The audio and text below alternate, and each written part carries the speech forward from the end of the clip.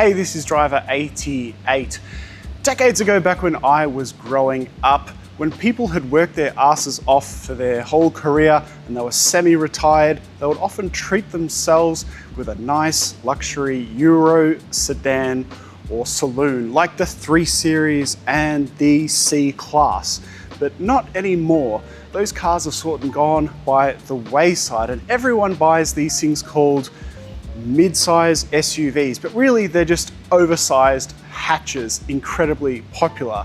Today, we're going to try out the brand new BMW X3, one of their very most popular models. We're going to try out their base model and their plug-in hybrid and find out which one is possibly the best for the most affordable luxury everyday driver from BMW. These cars are the 4th generation. I'm not entirely sure about the looks, however, but they certainly are very popular. So let's go and find two. This is driver 88. So the aesthetics, the 4th gen brand new X3. Everything is rather square and robotic looking. It's kind of that aesthetic that started with the new M2. I'm not entirely convinced, but let me know what you think about the looks of these new cars. We have, of course, a plug-in hybrid and a base version mild hybrid with a 48-volt system. Now, I kind of think that the 3rd generation looked a little bit better, particularly the 3rd generation X3 facelift, and most people agreed with me. That's why in the US they sold like 70,000 record year facelift X3s a few years ago.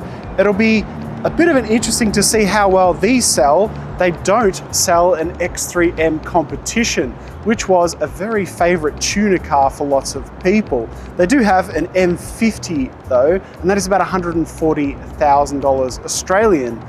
This car, after on-road taxes and everything else, the base starts at $95,000. I must be getting old, but I feel like for 95 grand, you used to be able to get an M40i for that same money. We go up about 20% more money for the hybrid. Let's have a look at the performance and engines of these cars. So, Sophisto Grey versus Dune Grey. I'm inclined to go Sophisto. Maybe it's boring, but it has, I guess, a bit of a nice flake in it. It's not too bad. So, B48s, the inline 4-cylinder of BMW. They're everywhere. The venerable engine, it's been out for like 10 years. Relatively reliable across the base ranges of many BMWs, and so popular in fact that I hear the rumor mill tells me that Mercedes is going to start using these engines because they transition to EV and hybrid far too quickly. I'm kind of not surprised. Mercedes is screwed up a little bit these days. So we have 188 horsepower, about 300 Newton meters. 0 to 100 turns up in 8.5 seconds. Now, even for a base model today, that is pretty slow. And part of the reason why, 1,855 kilos. At least though, the engine is well far back in the engine bay, so good for weight distribution. So you want to pay 20 to 25% more money, you get the full plug-in hybrid version. 50% more power, 299 horsepower, and I think 430 Newton meters. 0 to 100 drops 2 whole seconds to low 6s. So I'm kind of inclined to go with a hybrid, but that's not all part of the equation. There's a few reasons why this gets pulled back if you choose that option. We'll get to those in a minute. Now, if fuel consumption is a big importance to you, the hybrid plug-in will be the model few as well. Oh, come on. 1.6 litres per 100 kilometres. Which is really, really good. You have a very small plug-in system that you get 90 kilometers out of. Probably won't get that much, but combined 1.6 litres is very, very decent. Even if you get 2 or 3 times that, you'll be a lot less than the base model, which averages 7.5 litres. Now, both X3s are incredibly easy to get in and out of. The doors, they shut with a real solidity. I'm not a big fan of the BMW fat steering wheels, but I guess that's what people get used to. These seats, they're the same in both cars, and they're relatively narrow for my fat ass. The interior here. Now, not everyone's a fan of big screens, but I really don't mind the iDrive 9 setup. A huge screen that's close to the road for your visibility. And the thing I really like about the interior of these cars, we've got 2 Type-Cs and charging in the center console here.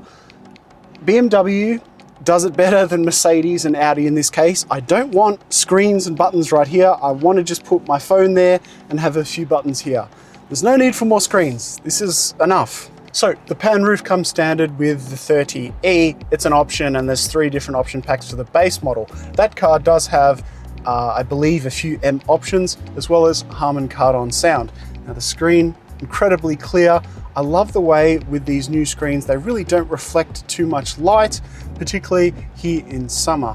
One thing you may want to do is option in Australia having aircon seats, because heating seats and heating steering wheel are a little bit redundant here in Australia, even in Victoria. So I think rear seats are quite important in this class of car. And I've been sitting in the back of a lot of really terribly designed mid-size SUVs, and they're usually EVs. Thank God it's not too uncomfortable. The seats are a little bit hard. At least I've got lots of headroom and ample enough knee room. I'm only 180 centimeters. I've kind of got a short body. This feels comfortable enough to me. We've also got Type-Cs and aircon in the back. It's definitely a reasonable place to sit. I've been in much worse. Now jumping into the back of the base car, all your amenities are the same. I don't know if I'm going crazy, but it feels like the floor is ever so slightly lower, so I'm just a little bit more comfortable in the hips. Either way, you won't find that much difference between the rear seats of the two. One of the drawbacks of the hybrid plug-in, of course, is that not only is it 210 kilos heavier, we'll lose 100 litres of boot space. So we'll do a quick comparison now. This button is so low, but I guess that's beneficial, right? Fairly decent boot space for a mid-size SUV, hatchback, wagon, whatever you want to call it. The difference, you can see that the floor is a bit higher with the hybrid compared to a bit of a lower floor with the base car. Now, both cars dimensions-wise are the same.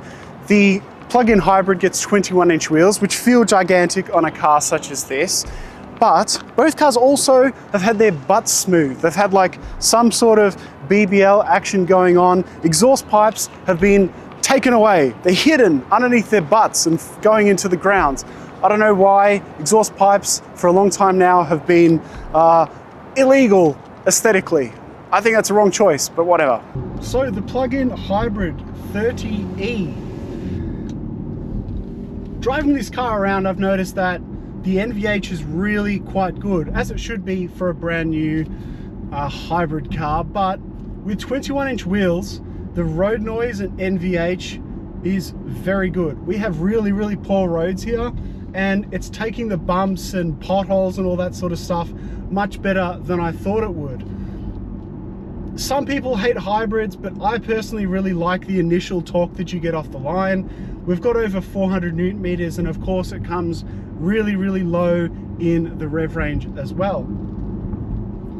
0 to 100 in, I think, 6.3 or 6.2. Not that you're going to be launching this car all about the place, but around town, where I think these will be driven the most, that initial acceleration is really, really good.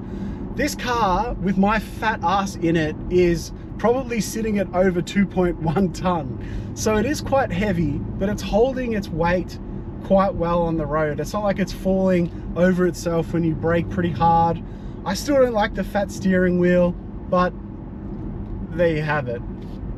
Now, this plug-in car, it takes 2.25 hours to fill up entirely on an 11 kilowatt charge.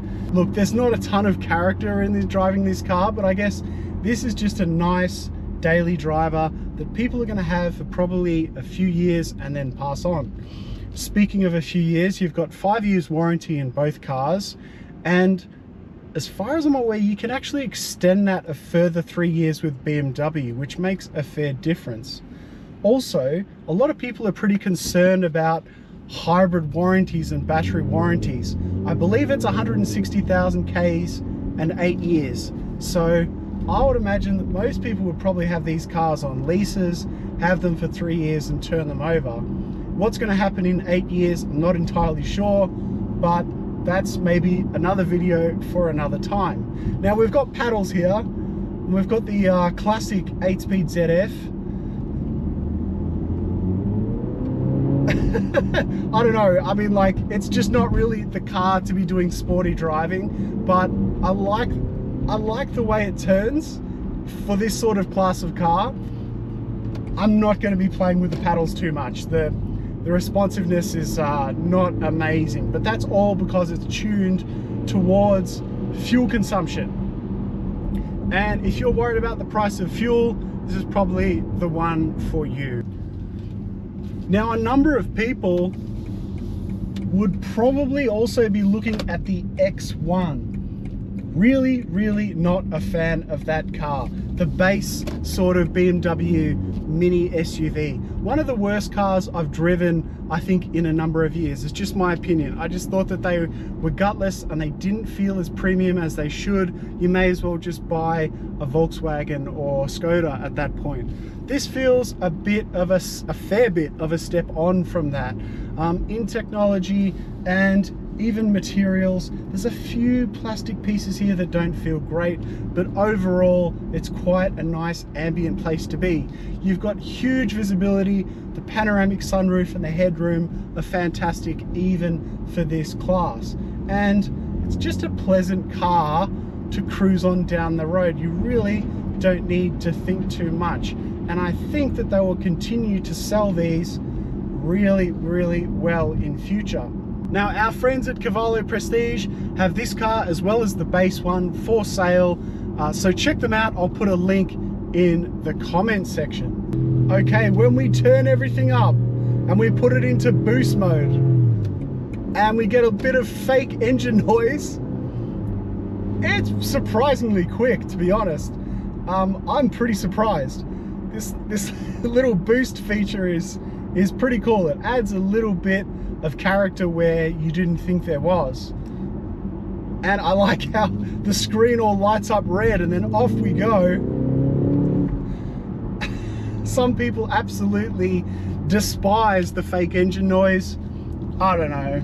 I mean, you can't have everything in this world. Now, some other daily driver, I guess, talking points. The Harman Kardon sound system is quite excellent for this range of car. I've been pretty impressed with it.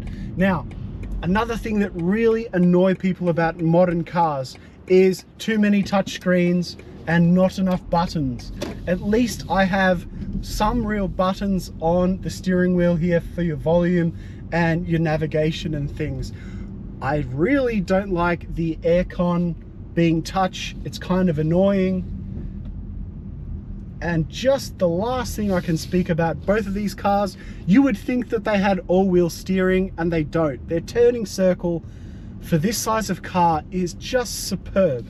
I wish my RS3 had a turning circle like that. For some reason, it's terrible. So the base 20 mild hybrid. Sometimes I don't even know whether this car is on or off, even though it's a mild hybrid, but we have a very skint 188 horsepower, and I think, unless I'm going crazy, just over 200 horsepower when you press the little boost button. Either way, 0 to 100 is slow. Responsiveness, though, is probably adequate for this level of car. It makes a really uninspiring noise when you put the foot down, though. If we dial up a bit of boost and just jump out of this corner, we'll see what we're looking at.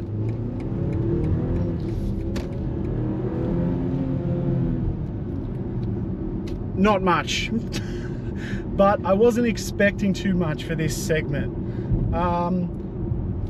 This car actually feels like it has a little bit more body roll than the plug-in hybrid. We've still got paddles, we've still got a great sound system, we've still got the huge amount of space and great airiness of this interior. Holds pretty flat through the corners, all-wheel drive of course, but yeah, just not very inspiring performance at all. This might suit a lot of people though for just a nice daily cruiser, but I feel like if you want just a nice daily cruiser, what's the point in buying a BMW in a way? I feel like if you're going to get a BMW, may as well get one with a little bit of performance. Let me know if I'm wrong or not. But this does everything really well. The NVH is brilliant. It takes the potholes really, really well. Great turning circle like the other car. It's just not an exciting car to drive. It is car. It feels like you're not driving at all.